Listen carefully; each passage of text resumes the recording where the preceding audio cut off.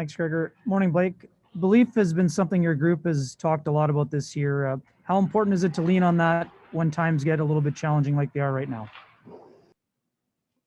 I think there's going to be adversity, at any point in any season. Some of the top teams in our division, ourselves included, Toronto came into our building riding a long losing streak, and, it's all about learning. So, I think we're being taught some valuable lessons right now, heading into the end of the season and into the playoff time. And, it's pretty simple. There's a way to play that's going to give you success and a way to not play that won't give you success. And that was on display last game. We'll go next to Paul Friesen from the Winnipeg Sun. Go ahead, Paul. Thanks, Gregor. Blake, the 1 year you guys made a real playoff run. You went 11-1 in your last 12 regular season games. How kind of bad is the timing of this slump, and how urgent is the turnaround, I guess?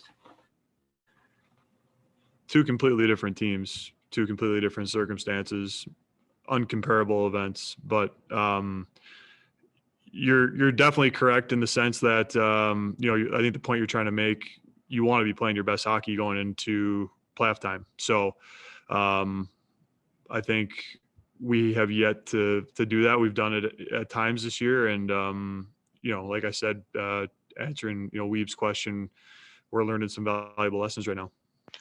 We'll go next to Mark Spector from Sportsnet. Go ahead, Spec.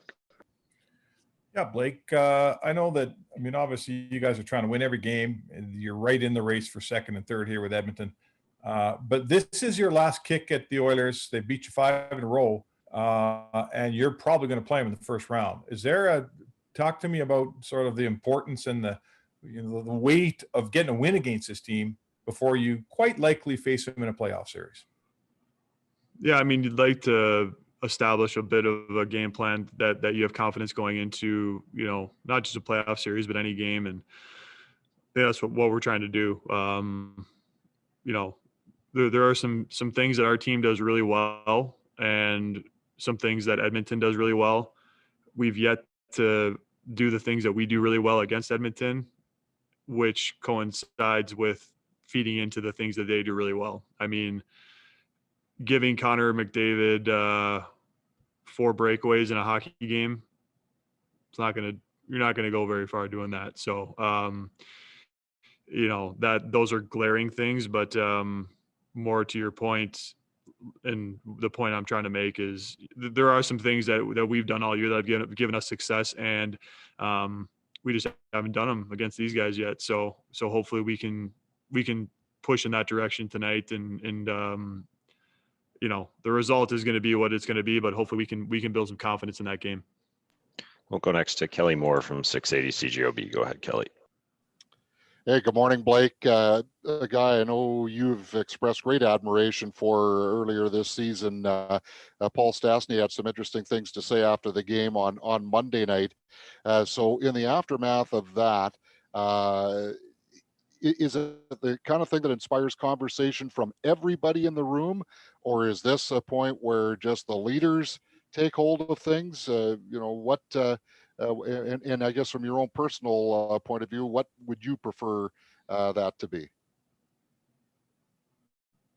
I don't exactly know what your question is. Well, okay, the leaders are expected to lead, Yeah. But is this the kind of a thing where you want everybody feeling comfortable to participate in letting their feelings be known, like that it's an open room to discuss whatever needs to be discussed and not just the leaders?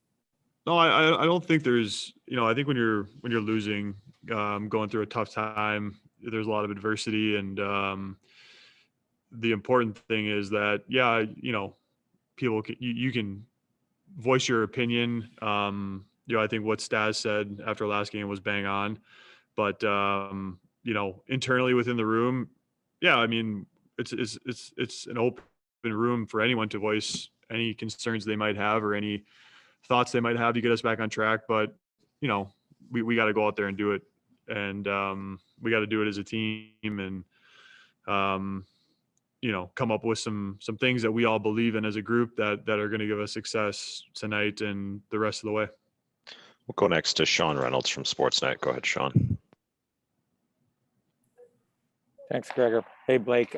You talked about there being lessons to learn in this right now for your team. What have you learned throughout your career in terms of building a team back up from a low like this? Well, it's a lot better to go through this right now than it is in 3 weeks. Because if you're riding high and just kind of getting away with things, and you go into a playoff series and things get tough, you don't have anything to go back on. You don't have any past experiences where you had to dig yourself out of a tough situation to build confidence from. So, hockey's a game that more often than not, it's going to reward you for the simple things, and having a game plan that everyone can believe in and rally around and just play their ass off for 60 minutes. And in my 10 years in Winnipeg, I mean, we haven't always had teams as talented as this current one, but we've always been damn proud of how we competed every single night. I think that's kind of what our organization has been built on. So sometimes you just got to get back to that. Just a couple more for Blake. We'll go next to Scott Billick from the Sun. Go ahead, Scott. Thanks, Gregor, and good morning, Blake. I'm just going kind of back to Kelly's question. Just wondering, do you believe you should have, maybe addressed Monday's game, or were you okay with Andrew and Paul coming out and saying what they did? 10 years in Winnipeg, I've never once turned down an interview request. Whenever Brownie asked me to, I've come out here and faced the music. I mean, after a 6-1 loss, sure, I probably should have come out and talked.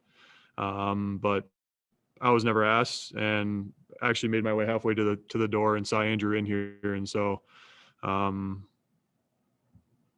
does that answer your question? Yep, that's good. Yep, thanks. And final question to Jack Michaels from Sportsnet. Go ahead, Jack. Blake, in your experience, is there a scenario where it's a matchup thing? It's a tough matchup for one team or the other. I mean, for example, you've got a great record against Montreal. Edmonton has a poor record against Montreal. Is it sometimes a matchup game head to head? Yeah, for whatever reason, sometimes that plays into it for sure. We haven't done a great job against these guys yet this year. And so, yeah, I when you're so busy just kind of getting ready for each game as they come, it's tough to try to dig into the whys of that. But there's definitely a reason why we haven't played well against these guys, and I think we've definitely fed into the things that make them successful. So, like I said, earlier in this scrum, just trying to get back to the things that we do well and try to force that on them and kind of see what the result will be.